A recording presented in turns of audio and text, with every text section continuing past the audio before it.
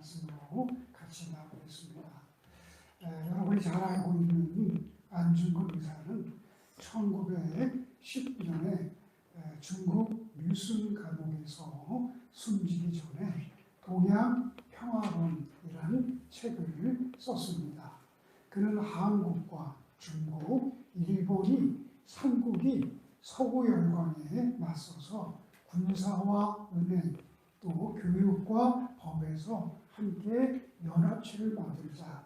그래서 평화를 구축하자. 그렇게 말했습니다. 이거는 아시아 최초의 반제국주의 평화론이었습니다. 안중근의 이 평화, 동양평화론에서 이 조선의 독립, 조선의 해방은 아시아의 평화로, 행복으로 가는 지름길이다라고 역설을 했습니다. 그래서 여러분, 안중근이 이토 히로부미를 저격한 것은 개인적인 미움이나 원한 때문에 그런 게 아닙니다. 저 사람은 이 동양의 평화를 해치는 그런 나쁜 사람이라고 봤기 때문에 저격을 한 것입니다. 이 안중근의 사상은 10년 후에 김이 독립선언서의 토대가 되었습니다. 그래서 오늘 우리 두 분장로님이 읽었지만 그 안에는 우리의 독립은 평화로 가는 길이고 동양의 평화, 인류의 평화로 나가는 길이다라는 것을 밝히고 있습니다. 당시 독립운동가들은 단순히 우리의 독립을 넘어서 이 조선의 독립이 동양의 평화로 가는 길이라고 인식을 했습니다. 더 나아가서 세계의 평화와 인류의 행복으로 가는 길이라고 보았습니다. 여러분, 이 안중근 의사의 위대한 이 사상, 이 기초가 어디에서 시작되었을까요? 여러분, 바로 이 기독교, 하나님의 말씀에 그의 사상에 뿌리가 있는 것입니다. 안중근은 토마스라는 세례명을 갖고 있고 그 가족이 하나님을 경외하는 가족이었습니다. 5등은 자의 조선의 독립국임과 조선인의 자주님임을 선언하노라 라고 시작되는 이 독립선언서는 기독교 정신에 기초한 선언문이라는 것을 우리는 잊지 말아야 합니다. 이 독립선언서의 정신은 임시정부의 헌장을 거쳐서 오늘날 대한민국 헌법에 계승되고 있습니다. 그래서 대한민국 헌법 전문 첫 번째 장에 보면 우리 대한민국은 3.1운동의 숭고한 독립정신을 계승한다라고 되어 있습니다. 3.1 정신이 우리나라의 건국정신이고 우리 민족의 심장이라는 것을 밝히고 있는 것입니다. 기독교 운동은, 3.1운동은 남광 이승훈 선생과 16명의 기독교 지도자들 그리고 온 나라의 교회와 그리스도인들이 앞장서서 만천하의 조선의 독립을 떨친 운동이었습니다. 그래서 이 한국 교회는 3.1절이 되면 모든 교회마다 또 연합해서 3.1절 기념예배를 드리고 있는 것입니다. 왜냐하면 3.1운동은 기독교의 운동이기 때문에 그렇습니다. 3.1운동으로 기독교의 신앙과 민족주의가 만났습니다. 1919년 3월 1일 한반도 전역에 대한독립 만세라는 함성이 울려 퍼졌습니다. 이는 단순히 정치적인 구호를 넘어서 압제당하던 우리 민족의 존엄성을 회복하려고 하는 거룩한 몸집이고 기독교 신앙의 발로였습니다. 당시 그리스도인들은 전체 조선 인구의 1.5%도 안 됐습니다. 그러나 그리스도인들이 이 운동을 처음부터 계획하고 또 실행까지 주도하면서 민족의 등불의 역할을 감당했습니다. 3.1운동은 기독교의 자유와 정의 사상이 한국의 민족주의와 만나가지고 거룩한 에너지로 폭발한 것입니다. 그래서 전 세계에 거대한 영향을 주었습니다. 3.1운동 이후에 중국과 인도, 필리핀의 독립운동이 일어나게 되었습니다. 3.1운동은 국민 한 사람 한 사람이 더 이상은 왕의 백성도 아니고 천황의 시민이 아니라는 것, 그리고 하나님의 형상대로 지음받은 존재라는 사실을 자각하게 했습니다. 나 자신이 이 땅의 주인이고 나 자신이 역사의 주체라는 것을 알게 한 것입니다. 3.1운동은 우리 민족이 이전과는 완전히 다른 가치관과 역사관 또 시대 정신을 일깨워준 운동이었습니다. 3.1운동은 당시 가부장적인 차별적 사회구조를 타파하고 제국주의의 폭력 앞에 하나님의 나라가 이 땅에 실현되는 비전을 선포한 기독교의 빛나는 신앙 유산입니다. 훗날 독립선언서를 쓴 육당 최남선 선생은 독립선언문에 대해서 이렇게 말한 적이 있습니다. 독립선언문에 나오는 독립, 또 주인, 자유, 평등, 정의, 인도주의, 세계 평화, 인류 행복이라는 말은 일제 감정기에서 우리 민족이 들어보지 못했던 용어였습니다. 이 용어는 기독교에서 나온 것인 것만큼 독립선언서에 기독교의 영향력을 빼면 도저히 이해할 수가 없습니다. 그렇게 말했습니다. 이처럼 3.1운동은 기독교의 정신으로 무장된 이 민족의 백성들이 세계를 향해서 자유와 평화를 선언한 날인 것입니다. 또 이 3.1운동은 기독교의 자유와 정의의 정신이 나타난 운동이었습니다. 3.1운동은 하나님이 우리에게 주신 그 거룩하고 소중한 자유를 선언한 날인 것입니다. 그리스도인들이 일제 폭력에 맞서 일어설 수 있었던 것은 근본적인 동력은 성경이 우리에게 가르쳐준 참된 자유에 있는 것입니다. 하나님은 인간을 노예나 종으로 지으신 것이 아니라 자유로운 주체로 창조하셨다는 것을 믿었기 때문입니다. 이것이 식민지 지배의 부당한 현실을 거부하게 만든 것입니다. 이는 선교사로부터 배운 하나님 앞에서 만민이 평등하다는 평등사상, 이 계급이 계급과 성별을 넘어서 민주적 시민의식을 발전하게 했기 때문입니다. 오늘 1절 말씀 같이 읽어보겠습니다. 그리스도께서 우리를 자유롭게 하려고 자유를 주셨으니 그러므로 구원 앞에 서서 다시는 주의 노예를 내시다.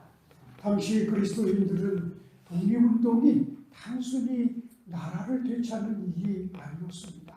하나님이 부여하신 인간의 존엄성, 그 자유를 회복하려고 하는 신앙적인 결단인 것입니다. 그래서 3.1운동은 나라의 독립을 넘어서 개인이 자주적인 주체로서 자유롭고 평등한 정의와 평화, 인권과 생명의 존중의 가치를 선포한 신앙의 함성인 것입니다.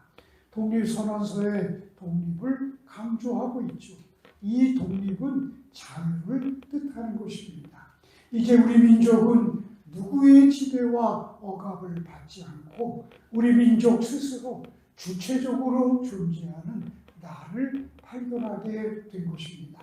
즉 나라의 자유와 정의는 나의 자유와 정의라는 것을 깨닫게 된 것입니다. 내가 자유롭고 정의로울 때 이 나라도 정의도 세계 평화도 온다는 것이었습니다. 그래서 3.1운동에서 남성만, 엘리트만, 사회 지도층만 참여한 것이 아니라 한국의 전 국민이 모두가 모두가 다 참여한 운동이 된 것입니다. 여성과 아동들, 심지어는 기생과 백정, 노예들이 당시 사회로부터 소외되고 인간으로서 정당한 대우를 받지 못한 민중들이 거리로 쏟아져 나온 것입니다.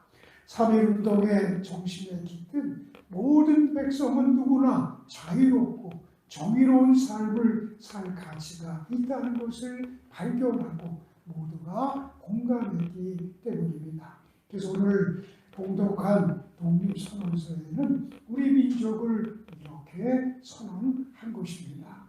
자유와 정의의 새로운 세상이 눈앞에 펼쳐지는구나. 힘으로 억누르던 시대가 가고 도의가 이루는 시대가 오는구나. 차짓한 눈보라에 숨막혔던 한 시대가 가고 화창한 바람과 따뜻한 벽과 기운이 도는 새 시대가 오는구나. 원래부터 지닌 자유권을 지켜서 풍요로운 삶의 즐거움을 마음껏 누릴 것입니다. 라고 선언한 것입니다. 그러므로 우리 그리스도인들에게 3.1운동은 궁극적으로 이 땅에 정의와 자유, 평화의 하나님 나라를 이루고 성취해 나가도록 이끄는 영적인 유산이었습니다. 그래서 3.1운동은 우리나라뿐만 아니라 인류 역사의 위대한 정신 유산이 되는 것입니다. 그래서 3.1운동은 정신은 아직 끝난 게 아닙니다. 오늘 아침에 뉴스를 보니까 이스라엘하고 또 미국이 연합해서 이란을 본토를 시킨다는 얘기를 듣고 참 마음이 슬프고 안타까웠습니다. 아직도 지구촌 곳곳에는 전쟁이 일어나고 있고 억압과 또 죽음과 폭력이 가득한 이 시대를 살고 있습니다. 이런 시대에 3.1운동의 정신이 필요하고 3.1운동의 정신으로 우리가 무장되고 일어나야 될 시대인 줄을 믿습니다. 3.1운동은 공의를 하수와 같이 흘려내는 거룩한 행동의 운동이었습니다. 성경은 한국 그리스도인들이 사회적인 불의에 침묵하지 말고 용기를 낼 것을 가르쳐 주었습니다. 일제의 무단 통치는 하나님의 공의, 저스티스에 어긋나는 일이기에 그리스도인들은 이를 바로잡기 위해서 거리로 나선 것입니다. 아모스 5장 24절에 보면 오직 정의를 물같이 공의를 마르지 않는 강같이 흐르게 할지니라 라고 말씀하셨는데 이 말씀은 3.1운동 당시 우리 그리스도인들이 기독교 지도자들이 비폭력 저항을 이어가면서도 결코 타협하지 않았던 정신적 지표가 되었던 말씀입니다. 오늘날 우리에게 시급히 요청되는 과제가 있다면 말할 것도 없이 이 땅에 평화를 이루고 정의를 하수처럼 흐르게 하는 일입니다. 100여 년 전에 우리 민족은 종교와 이념, 빈부와 성별, 신분과 계층을 뛰어넘어서 온전히 정의와 평화로 하나가 되었습니다. 그러나 지금 우리는 이념과 전쟁의 대립으로 지구촌의 마지막 분단 국가로 나눠 있고 지역주의와 세대주의, 좌와 우, 보수와 진보, 또 동서가 대립되어 있습니다. 이제 우리는 금수저와 흑수저, 남성과 여성, 노인과 젊은이, 정규직과 비정규직, 갈등의 높은 경계와 담장을 그리스도의 복음으로 허물어야 할 것입니다. 그리고 정의를 이루고 평화를 이루는 사람, 피스메이커가 되는 것이 우리 시대의 3.1운동의 정신을 계승하는 일인 것입니다. 또 3.1운동은 기독교의 종교를 초월해서 우리 민족이 하나로 연대하는 구심점을 이루었습니다. 민족의 대표 33명 중에 16명이 그리스도인이었습니다. 이것은 우연한 일이 아니었고 이것 그것은 하늘의 뜻이었다고 당시 교회 지도자들은 다 생각을 했습니다. 그래서 3인 33명의 대표 가운데 목사님들이 많이 참석했거든요. 길성주, 정춘수, 또 신석구 같은 우리 감리교회 위대한 목회자들이 많이 참석했는데 그들은 괜히 참석한 게 아닙니다. 새벽에 기도하다가 하나님의 계시를 듣고 하나님이 이 민족이 독립이 되고 3.1운동을 통해서 세계 만방의 독립을 천명하는 것이 하나님의 뜻이라는 것을 기도 중에 생생하게 들었기 때문에 교회와 자기 목숨을 내어놓고 동참하게 된 것입니다. 당시 한국교회는 전국적인 조직망과 연락망을 갖춘 거의 유일한 민간 단체였습니다. 3.1운동이 그렇게 빠르게 전국에 확산된 이유도 전국에 산재된 교회를 중심으로 일어났기 때문입니다. 그 결과 가장 큰 피해를 본 것이 교회였습니다. 당시 감리교단의 발표에 따르면 3.1운동 때 체포된 사람이 3,851명이었습니다. 그 중에 목사와 장로가 134명, 전도사가 202명, 남자 교인이 2,162명, 여자 교인이 531명이었습니다. 그리스도인들이 전체 체포된 사람 가운데 78%가 그리스도인이었습니다. 그 중에서 41명은 총살을 당하거나 사형에 처했습니다. 유관순 같은 분은 같은 6명은 고문으로 죽었습니다. 1642명이 감옥에 갔습니다. 그러나 우리 그리스도인들은 주도적으로 독립운동을 전개했지만 천교도와 불교와 함께 손을 잡고 함께 민족운동으로 펼쳐 나갔습니다. 이렇게 3.1운동이 종교적인 차이를 넘어서서 민족적 연대를 이끌어냈기 때문에 전국적인 운동으로 확산하게 된 것입니다. 민족 대표 33인 중에 불교인이 2명, 천교도인이 15명, 그리스도인들이 16명입니다. 이것은 교회가 가져야 될 사회적인 책임, 또 사회적인 소통, 사회적인 연대의식을 큰 교훈을 주고 있는 것입니다. 이 3.1운동은 학교와 교회를 통한 전국의 독립운동으로 확산이 되었습니다. 우리가 생각할 수 있는 대로 당시 서양에는 자동차가 다니고 큰 범선이 다니고 기차가 다녔습니다.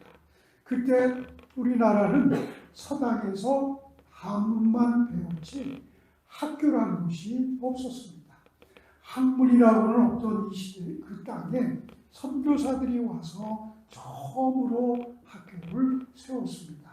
1885년 배재학교, 경신학교, 이화여자대학교, 연세대학교, 숭실대학교 같은 대학을 끊임없이 세웠습니다. 1908년에 전국에는 1,500개의 소학교가 있었습니다. 이 중에 842개가 바로 교회 안에 있었던 소학교였습니다. 교회 안에 소학교를 세우고 그리고 해방되면서 중고등학교 학교를 물밀듯이 세웠습니다. 그래서 대한민국이 세계 교육의 강국이 되는데 교회가 앞장선 것입니다. 이것이 뒷받침이 되어서 산업과 경제를 일으키고 오늘의 민주주의가 꽃이 피고 오늘날 대한민국의 번영이 있게 된 것입니다. 그래서 3.1운동 때 전국에 있는 미션 스쿨과 교회가 바로 독립선언서를 인쇄하고 태극기를 인쇄하고 배포하는 거점이 바로 교회였던 것입니다. 교회는 단순한 예배 처소를 넘어서 민족의 아픔을 치료하고 독립의 꿈을 심어주는 대한민국 조선의 비전 센터, 희망의 공장이었던 것입니다. 나아가 한국교회는 농촌운동, 한글 보급운동, 문명퇴치운동, 물산장려운동, 상록수와 같은 농촌 개농운동을 펼쳐서 3.1운동의 가치를 이 땅에 실현했던 것입니다. 또 3.1운동은 한국교회가 고난의 십자가를 진 민족의 교회라는 것을 우리에게 알려주었습니다. 일제는 그리스도인들이 3.1운동의 주도적인 역할을 했다는 것을 알았습니다. 그것을 파악하고 무엇보다도 가혹한 탄압을 교회에 시작하게 되었습니다. 수원에 있는 제암리 감리교회에서는 일본 경찰이 모든 교인들을 예배당 안에 다 집어넣고 그 예배당을 불을 질렀습니다. 그래서 그 예배당에 있는 그 교인 모두를 참혹하게 학살을 했습니다. 그러나 한국교회는 이 고난을 마다하지 않았습니다. 민족이 지고 가는 고난의 십자가를 함께 지는 것이야말로 그리스도를 따르는 길이라고 믿었기 때문입니다. 이 고난의 경험을 통해서 한국교회가 민족을 사랑하는 민족의 종교가 된 것입니다.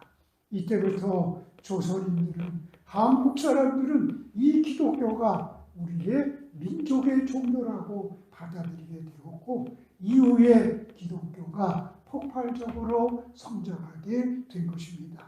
3.1운동 이전에는 한국 교회가 내가 예수님을 믿고 나만 천당 가는 게 기독교의 믿는 목적이고 교리의 전부였습니다. 개인 구원 그리고 행복의 단위가 내 자식, 내 가족이 전부였습니다.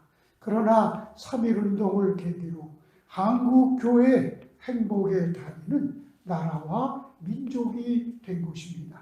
나를 위해서 사는 종교에서 남을 위한 종교로, 민족을 살리는 종교로 일어나게 되었고, 이것이 대한민국의 민주화를 일으키는 그 밑거름이 되게 된 것입니다.